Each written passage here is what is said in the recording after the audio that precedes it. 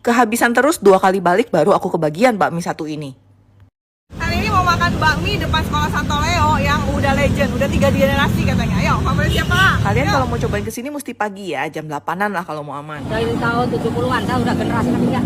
Mereka mie-nya bikin sendiri. Oh ya, kalau kalian mau pedas bisa dicampur langsung ke mie-nya. Ayamnya potongannya kotak-kotak dimasak kecap. Aku pesan 1 porsi pangsit sama 1 porsi mie. Terpisah ya, tapi kalau kalian pesan mie pangsit aja harganya 18.000. Mie-nya ini lurus-lurus, warnanya agak kuning. Langsung aja kita cobain ya.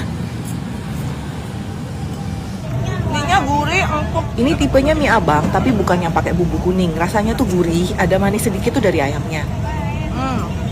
Porsinya gede. Ayamnya dimasak kecap, dagingnya padat kayak kenyal gitu. Dagingnya kenyal. Terus ada telur mudanya juga. Ada telur mudanya.